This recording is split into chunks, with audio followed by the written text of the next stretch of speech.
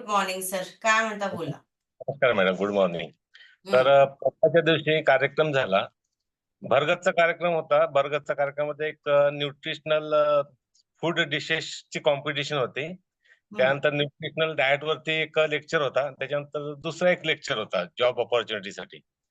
तर जॉब अपॉर्च्युनिटीसाठी जे गेस्ट आले होते त्यांची इंट्रोडक्शन द्यायची होती.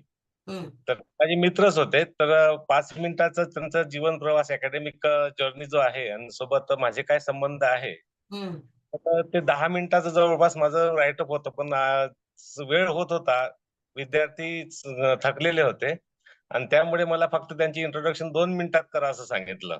हं, आता 2 मिनिटांमध्ये कसं काय कन्क्लूड करायचं, तो हं. मोठा प्रश्न पडला होता. तरी पण जे काही मला येत होतं ते सगळं त्यांना वाकून दिलं, म्हणजे उलटी करून द्यासारखं. आणि हं. नंतर मग स्टोरी सांगायची इच्छा होत नव्हती, कारण की वेळ जास्त झाला असता स्टोरी सांगितलं. तरी पण राहावलं गेलं नाही, स्टोरी सांगितली. आणि ते स्टोरी आणि नंतर मग त्यांचे काय संबंध आहेत ते शेवटी जेव्हा त्यांना कळलं, तर खूप टाळ्या वाजल्या. हे मला आ, इथे सांगायचं आहे. वाह, वाह, वाह! Very good. सो तुमच्यामध्ये प्रोग्रेस दिसते. प्रोग्रेस दिसण्यामागे तुमची कन्सिस्टन्सी आहे डेफिनेटली. बघा स्माईल किती डेव्हलप झाली आहे. कॉन्फिडन्स किती डेव्हलप झालाय.